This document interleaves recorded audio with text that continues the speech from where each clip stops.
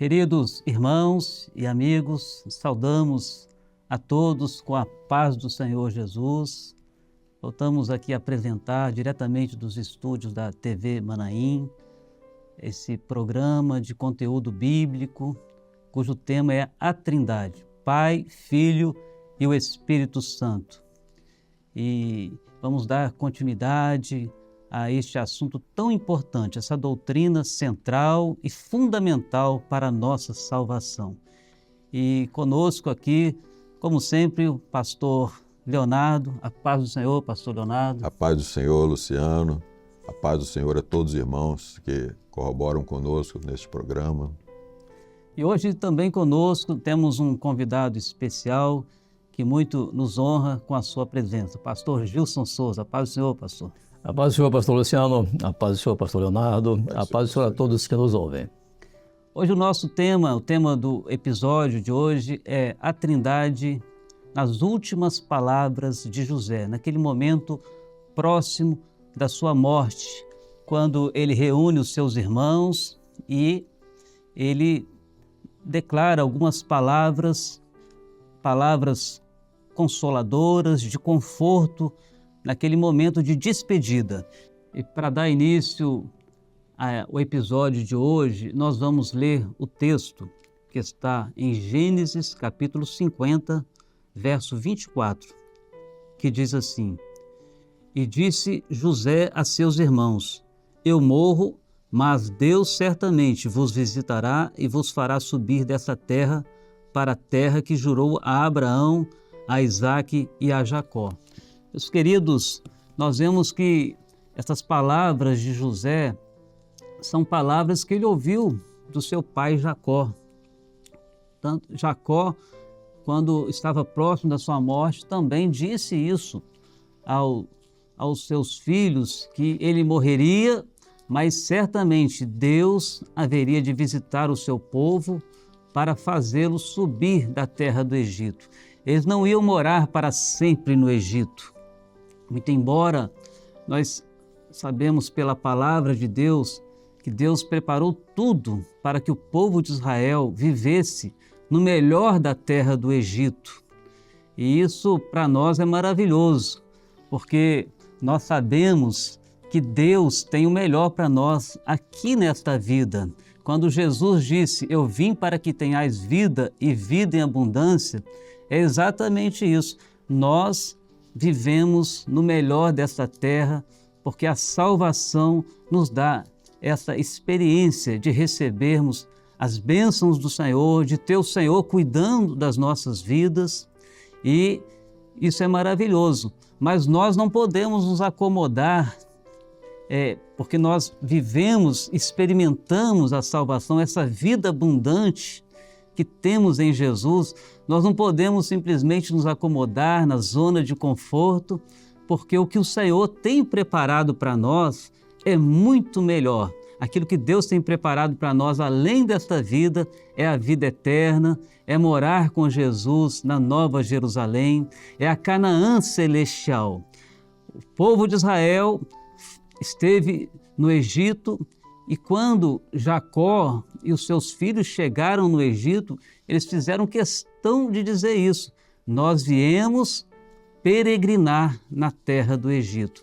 E nós vamos ler também um texto da palavra de Deus que está em Hebreus capítulo 11, verso 13, quando a palavra de Deus, o escritor da carta aos Hebreus, ele fala dos patriarcas. Olha só o que ele diz. Hebreus 11, 13. Todos estes morreram na fé sem terem recebido as promessas, mas vendo-as de longe, crendo nelas e abraçando-as, confessaram que eram estrangeiros e peregrinos na terra. Então, nesse texto, nós vemos claramente aqui os patriarcas, mesmo tendo que habitar na terra do Egito, nós vemos que eles estavam ali por um tempo, peregrinando, assim como nós hoje também somos peregrinos aqui neste mundo.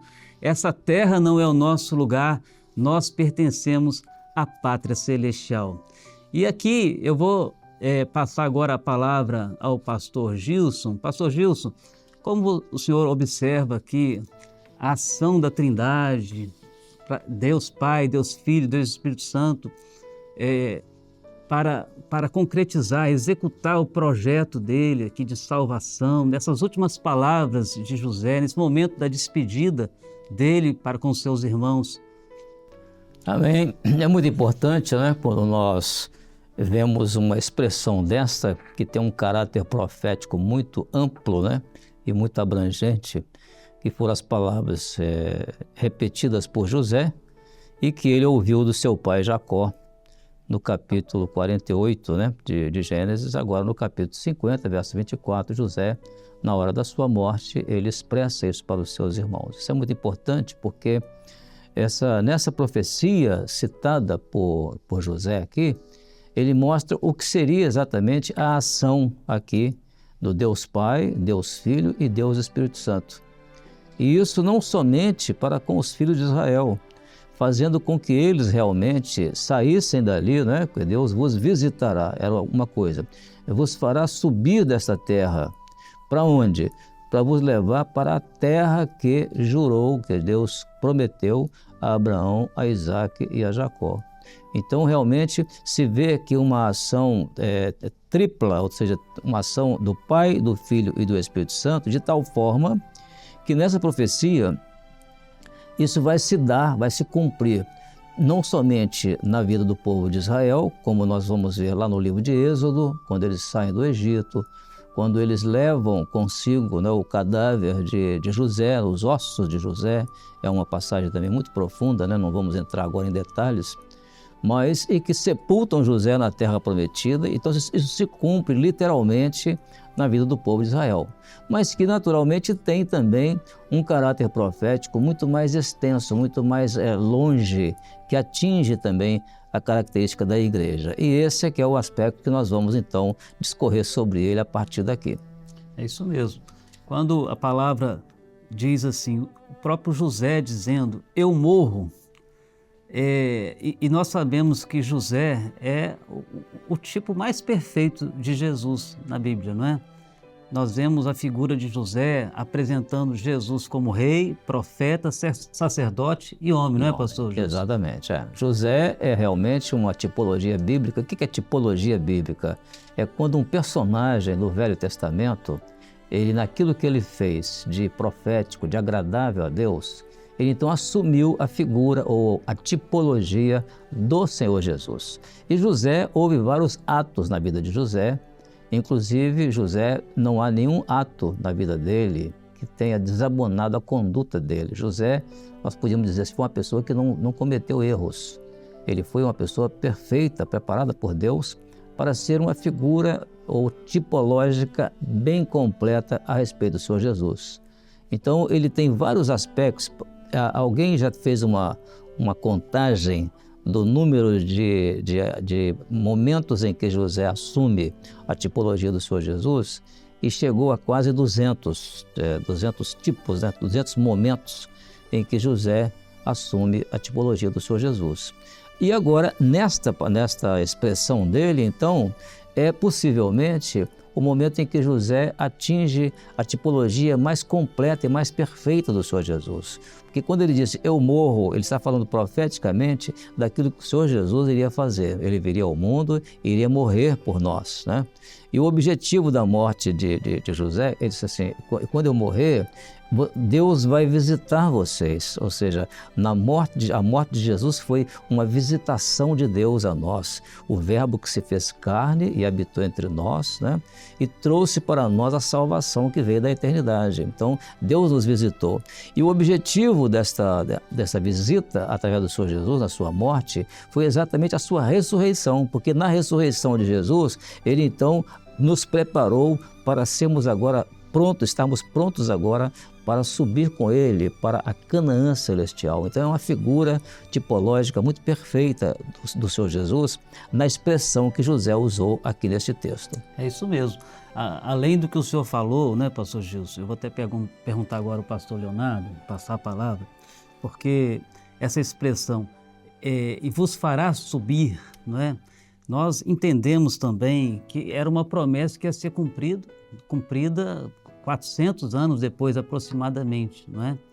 E Quando o Senhor Jesus estava se despedindo dos discípulos, é claro que quando nós vemos aqui essa passagem bíblica, José sendo um tipo do Senhor Jesus, conforme o pastor Gilson já bem colocou para nós aqui, ele se despedindo dos seus irmãos nos faz lembrar claramente daqueles momentos da despedida do Senhor Jesus no Evangelho, quando ele consola com palavras consoladoras, de fortalecimento. O Senhor Jesus diz que ele deveria morrer e ressuscitar ao terceiro dia. E ele diz assim: eu não vos deixarei órfãos, eu vos enviarei o Consolador. E, aliás, quem quiser saber exatamente como se deu esse momento em que o Senhor Jesus consolou os seus discípulos, é só ler o Evangelho de João, capítulo 13, 14, 15, 16 e 17. Então, lendo esses capítulos, vai saber exatamente como Jesus fez para consolar os seus discípulos antes da partida dele. Pode continuar, desculpa a intervenção. Exatamente. Nesses capítulos, nós vemos que o Senhor Jesus é onde o Senhor Jesus mais fala do Espírito Santo, que haveria de guiar o crente em toda a verdade. E profeticamente, nós sabemos disso, né? Que quem vai nos fazer subir dessa terra, né? Quem está guiando a igreja neste momento é o Espírito Santo. Não é verdade, pastor Leonardo? Amém. E como o pastor Gilson falou, o que José tinha na sua vida não era uma vida para ele, mas ele viveu uma vida profética. A vida profética que José viveu, ele chama de juramento de Deus para aquele povo ali. Ele cumpriu toda a vontade do Pai. Ele estava ali cumprindo toda a vontade do Pai. Ele estava cuidando dos seus irmãos. E Jesus veio com esse propósito profético de não ter uma vida para ele, mas ele veio para cumprir a vontade do Pai. E ele está falando que isso foi um juramento que Deus fez, que toda a vida que ele viveu, ele explica para os irmãos. Tudo isso que ele viveu nessas tipologias que o pastor Gil citou, mais de 200, tudo isso que ele viveu foi da vontade de Deus para que essa promessa se cumprisse. Deus não mudou a promessa ia se cumprir na vida dele, mesmo ele tendo que passar por tudo aquilo que ele passou. É o que Jesus fala para os seus discípulos. Jesus estava falando para os seus discípulos que toda a promessa de Deus se cumpriria nisso. Enviar o Espírito Santo para uma igreja ser preparada para morar na eternidade. Vos fará subir daqui. Então a vida de José é uma vida profética, tipo de Jesus. E quando nós lemos Jesus falando com seus discípulos, toda essa promessa, o juramento de Deus, que nós hoje chamamos de testamento, que é a palavra, o Novo Testamento, que é a palavra de Deus, ela se cumpre, e quem entende como José a profecia, ele só vive para a profecia, não é isso? É isso mesmo. É interessante que ele usa essa expressão aqui, certamente, não somente no versículo 24, mas no versículo 25 também. Quando ele fala, ele diz assim: e disse José a seus irmãos, no verso 25, e José fez jurar os filhos de Israel, dizendo: certamente vos visitará Deus e fareis transportar os meus ossos daqui. Antes até de nós entrarmos neste versículo, pastor Gilson, como é interessante a palavra de Deus aqui. No momento da morte, José tinha tantas certezas, não é? Ele não tinha dúvidas. E uma aplicação dessa palavra para a nossa vida hoje, não é? Porque aos nossos queridos irmãos, amigos que nos acompanham neste programa, qual o benefício de conhecer a palavra de Deus? Certamente não é para nós ficarmos mais sabidos apenas. O objetivo é aplicar a palavra de Deus na nossa vida, extrair as lições práticas da palavra de Deus na nossa vida, não é? E quando a gente compara um servo de Deus no momento próximo da morte dele e alguém que não serve a Deus, um ímpio, um incrédulo, né? Há uma diferença muito grande, né? Estou abrindo um parênteses aqui para dizer isso, porque aqueles que servem o Senhor têm essa certeza.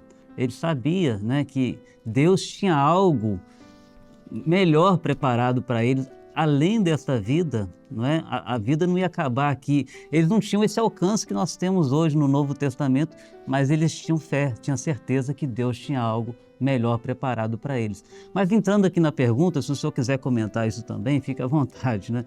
Mas aqui, quando ele fala dos ossos, se José é um tipo de Jesus, os ossos que dão sustentação ao corpo, tem um significado espiritual para nós também, né, pastor Gilson? Sim, sem dúvida tem, porque até quando o livro de Êxodo descreve a saída dos filhos de Israel do Egito, ali é feita uma referência a que eles se lembrassem dos ossos de José. Então, e a tribo de Manassés e Efraim é que ficou responsável por transportar os ossos de José. Imagina isso ser transportado durante 40 anos pelo deserto para chegar à Terra Prometida e depois conquistar a Terra Prometida, atravessar o Jordão e depois eles irem lá para uma terra. E, aliás, esse aspecto é importante, onde foram sepultados os ossos de José. Esse é outro aspecto que nós vamos abordar ainda. Mas isso é maravilhoso porque essa estrutura, ela ultrapassou todo esse tempo. Só no Egito, a Bíblia diz que o cativeiro do Egito durou 430 anos. Quer dizer, mais 40 anos de caminhada pelo deserto, mais um tempo de tomada da terra, até chegar ao lugar onde ali José iria ser sepultado, ou seja, conquistar todas aquelas nações. Isso no mínimo deve ter passado uns 500 anos. Mas aqueles ossos foram preservados até ao dia e ao lugar onde eles deveriam ser sepultados. Isso tem realmente uma lição para nós muito grande, porque quando nós falamos do corpo os ossos de José, que era a estrutura física dele, que sustentava ao corpo de José, e que José é um tipo do Senhor Jesus, então nós transportamos isso agora para um ensino profético, que é a condição da expressão no Novo Testamento de igreja corpo de Cristo. O que é o corpo de Cristo? O corpo de Cristo é a estrutura existente na igreja onde Jesus está presente, porque o apóstolo Paulo ensina a respeito disso. Ele ensina que nós somos, a igreja é corpo de Cristo e nós somos membros desse corpo, cada um particularmente. Isso está escrito em 1 Coríntios capítulo 12, verso 27. Mas o que é importante também é que a preservação desses ossos até o dia do sepultamento, os ossos de José até o dia do sepultamento, tem uma referência a essa preservação com relação ao cumprimento disso profeticamente na vida da igreja, que foi quando o Senhor Jesus estava pendurado na cruz. E a Bíblia diz que ali na cruz do Calvário, os ossos de Jesus não foram quebrados. As pessoas estavam preocupadas em aqueles corpos ficarem ali até o dia seguinte, então foram enviadas ali para apressar a morte deles três. E a maneira de apressar a morte era quebrar os ossos deles. E assim os dois malfeitores que estavam ali ao lado de Jesus, um à direita e outro à esquerda, eles realmente tiveram que ter seus ossos quebrados para eles morrerem mais rápido. Mas quando foram quebrados os ossos do Senhor Jesus, ele já tinha morrido, então os ossos dele não foi preciso ser quebrados. Foi para mostrar uma coisa notável isso, é que profeticamente esse ato mostra que a igreja, como corpo de Cristo, a estrutura dela é inquebrável. Ninguém consegue quebrar essa estrutura, porque ela é corpo de Cristo.